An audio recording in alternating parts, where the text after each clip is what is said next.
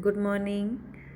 Welcome your online classes presenting by Praveen शिक्षा निकेतन senior secondary school Pushkar. आज हम क्लास 8th में जो हमारी सामाजिक की बुक है हमारा अतीत भाग नंबर 3 जो है भाग 1 इसका जो चैप्टर नंबर 1 है आज हम इसको अच्छे से पढ़ेंगे। ये है हमारा चैप्टर नंबर 1 कैसे कब और कहाँ। इसमें कैसे कब और कहाँ यानी जो घटना होती है कोई भी हिस्ट्री में क्या होता है इतिहास में क्या होता है कोई भी जो घटना होती है वो कब हुई कैसे हुई और कहाँ हुई इसका अध्ययन हमें करना पड़ता है। जैसे इसमें पहला दे रखा है तारीखें कितने महत्वपूर्ण होती है यानी जो तारीखें हैं उसका क्या महत्व है। तो इसमें एक स्टोरी बता रहे हैं कि एक वक्त था जब इतिहासकार तारीखों के जादू में ही खोए रहते थे। कब किस राजा की ताजपोशी हुई कब कौन सा युद्ध हुआ इन्हीं तारीखों पर गर्मा गर्मी बहस चलती रहती है। यानी इतिहास में सब एक मत नहीं होते हैं। कोई जो इतिहासकार है वो क्या मत है उसका और दूसरे इतिहासकार का क्या मत है। तो इसमें क्या होता है आपस में बहस चलती रहती है। आम समझ के हिसाब से इतिहास को तारीखों का पर्याप्त माना जाता है। आपने भी लोगों को ये कहते हुए सुना होगा इतिहास तो बहुत उबाऊ है, बस तारीखें रटते चले जाओ। क्या इतिहास के बारे में धारणा सही है? इसमें कोई शक नहीं कि इतिहास अलग अलग समय पर आने वाले बदलावों के बारे में ही होता है।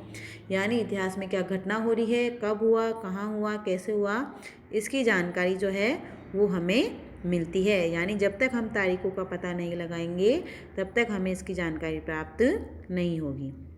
जैसे कि हम अतीत और वर्तमान की तुलना करते हैं, हम समय का जिक्र करने लगते हैं, हम पहले और बाद में की बात करने लगते हैं। यानी पहले ये था या अभी ये है तो हम क्या करते हैं जैसे मान लो पुरानी कहानी मान लेते हैं हम। जैसे हमारे दादा परदादा वगैरह इनके ज़माने में क्या होता था या आज हमारे ज़माने में क्या है तो इसको हमें ध्यान में रखना होता है। हम इसी पर बेस करते हैं कि पहले क्या था और अभी क्या है।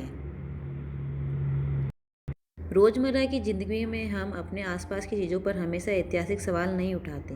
हम चीज़ों को स्वाभाविक मानकर चलते हैं, मानो जो कुछ हमें दिख रहा है वह हमेशा से ऐसा ही रहा होगा। लेकिन हम सबके सामने कभी कभी अचंभे के क्षण आते हैं। यानी कुछ ऐसी घटना आती है जिनको देखकर हमें लगता है कि नहीं ये घटना आज की नहीं है, ये घटना कल की मानी जाती है।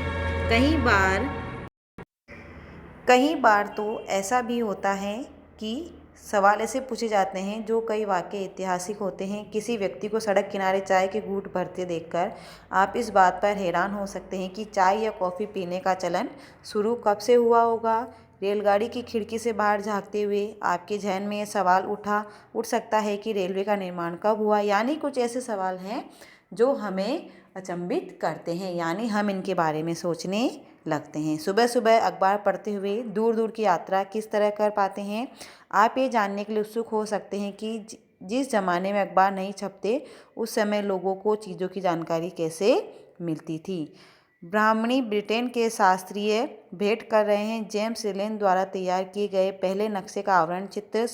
यह है 1782 ईस्वी का चित्र बताया गया है। रॉबर्ट क्लाइव ने रेनेरे को हिंदुस्तान के नक्शे तैयार करने का काम सौंपा था। यानी जो हिंदुस्तान का नक्शा तैयार करना है वो किसे सौंपा गया था काम? रॉबर्ट क्लाइव को।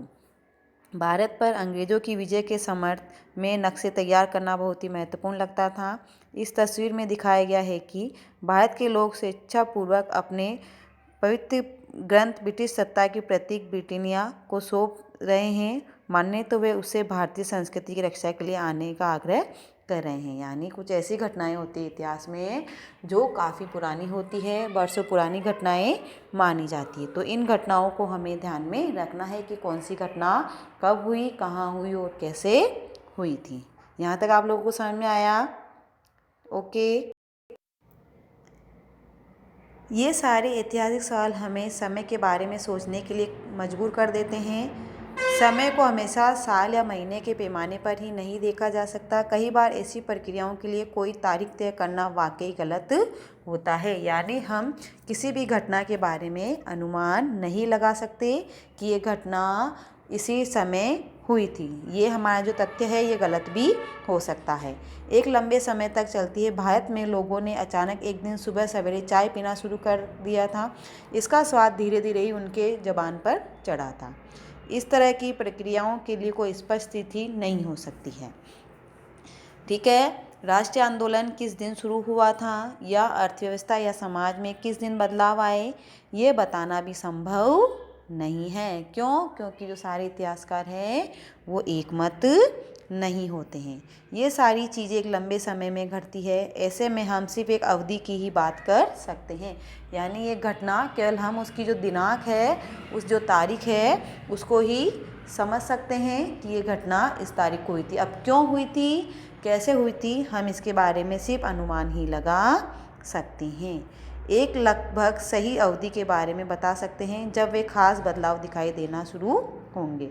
तो फिर लोग इतिहास को तारीखों से जोड़कर क्यों देखते हैं? इस जुड़ाव की एक वजह है। एक समय था जब युद्ध और बड़ी बड़ी घटनाओं के ब्यौरों को ही इतिहास माना जाता था।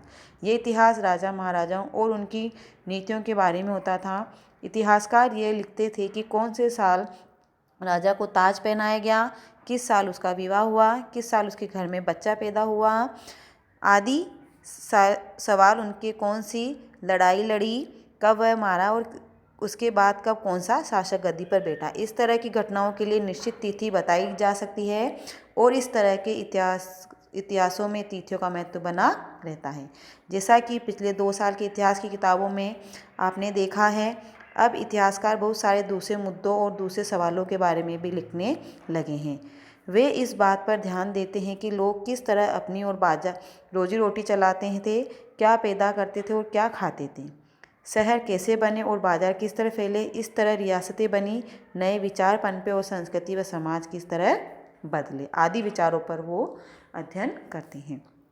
अब आता है कौन सी तारीख, यानी इसमें क्या करना है, जो तारीख होती है वो किस प्रकार से संकेत करते हैं उनको हमें पढ़ना है। कुछ तारीखों को महत्वपूर्ण मानने का पैमाना क्या होता है? हम जो तारीखें चुनते हैं, जिन तारीखों के इर्द गिर्द हम अतीत की कहानी बुनते हैं, वे अपने आप में महत्वपूर्ण नहीं होती। वे इसलिए महत्वपूर्ण हो जाती है क्योंकि हम कुछ खास घटनाओं को महत्वपूर्ण मानकर चलने लगते हैं।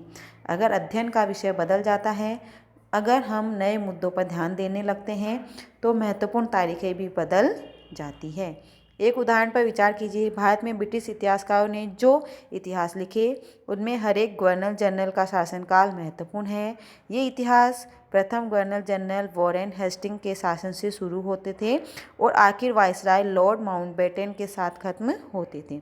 इस अलग अलग अध्यायों में हम दूसरे गवर्नर जनरल हेस्टिंग, वेल्जन, बैट्रिक, डालोजी आदि के बारे में अध्ययन करते हैं। यानी मेन जो तारीख हम देखते हैं, तो जब शुरू होता है यानी शुरुआत में क्या घटना हुई और एंड तक आते आते उस घटना में क्या परिवर्तन हुआ, केवल हम इसका ही अध्ययन करते हैं। तो यहाँ तक आप लोगों को समझ में आया? ठीक है। नेक्स्ट है Canning, Lawrence, Lytton, Ripon, Curzon, Hardinge, Irwin के बारे में भी पढ़ते हैं। इस इतिहास में गवर्नर जनरलों और वायसरायों का कभी न खत्म होने वाला सिलसिला ही छाया रहता था। इतिहास की इन किताबों में सारी तारीखों का महत्व इन अधिकारों, उनकी गतिविधियों, नीतियों, उपलब्धियों के आधार पर ही तय होता था। यह ऐसा था मानो इन लोगों के जीवन के बाहर कोई चीज़ नहीं थी, जैसे उनका महत्वपूर्ण हो। इन चीज़ों के जीवन का क्रम ब्रिटिश भारत के इतिहास में अलग अलग अध्यायों का विषय बन जाता था। क्या हम इसी दौर के इतिहास को अलग ढंग से नहीं सीख सकते? गवर्नर जनरलों के इस इतिहास के चौखटे में हम भारतीय समाज के विभिन्न समूहों और वर्गों की गतिविधियों पर किस तरह ध्यान दे सकते हैं? जब हम इतिहास या कोई कहानी लिखते हैं तो उसे टुकड़ों या अध्याय में बांट देते हैं। हम ऐसा क्यों करते हैं? ऐसा इसलिए किया जाता है ताकि हर अध्याय में कुछ सामंजस्य रहे। इसका मकसद कहानी को इस तरह सामने लाना होता है कि उसे आसानी से समझा जा सके और याद रखा जा सके। इस प्रक्रिया में हम सिर्फ उन घटनाओं पर जोर देते हैं जो उस कहानी को पेश करने में मददगार होता है। जो इतिहास गवर्नर जनरलों के जीवन के इर्द गिर्द चलता है, उसमें भारतीयों की गतिविधियां कोई मायने नहीं रखती, उनके लिए वहाँ कोई जगह नहीं होती। तो फिर क्या किया जाए? जाहिर है अपने इतिहास का एक अलग खाका बनाना पड़ेगा। इसका मतलब यह है कि अब तक जिन तिथियों को महत्व दिया जा रहा था वह महत्वपूर्ण नहीं रहेगी, हमारे लिए नई तिथियाँ महत्वपूर्ण हो जाएगी। आया यहाँ तक समझ में? लास्ट हमारा नेक्स्ट है, हम अवधियाँ कैसे तय करते हैं, यानी जो अवधि होती है उसको हम किस प्रकार से तय कर सकते हैं।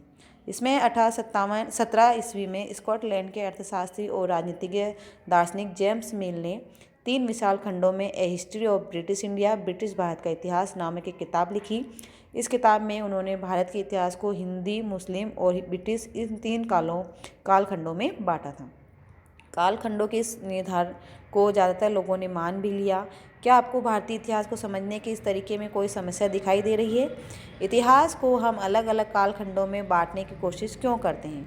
इसकी भी एक वजह है, हम एक दौर की खासियतों, इसके केंद्रीय तत्वों को पकड़ने की कोशिश करते हैं, इसलिए ऐसे शब्द महत्वपूर्ण हो जाते हैं जिनके सहारे हम समय को बांटते हैं। ये शब्द अतीत के बारे में हमारे विचारों को दर्शाते हैं। वे हमें बताते हैं कि एक अवधि से दूसरी अवधि के बीच आए बदलाव का क्या महत्व होगा। मिल को लगता था कि सारे एशियाई समाज सभ्यता के मामले में यूरोप से पीछे हैं। इतिहास की उनकी समझदारी ये थी कि भारत में अंग्रेज़ों के आने से पहले यहाँ हिंदू और मुसलमान तानाशाहों का ही राज चलता था, जहाँ चारों ओर केवल धार्मिक, बैर जाति संबंधों, अंधविश्वासों का ही बोलबाला था। तो आई होप यहाँ तक आप लोगों को ये चैप्टर समझ में आया होगा। नेक्स्ट जो चैप्टर है, इसी का जो बचा हुआ पार्ट है वो हम अगली वीडियो में उसको अच्छे से पढ़ेंगे। आई होप आप लोगों को ये चैप्टर समझ में आया होगा। Thank you, have a nice day.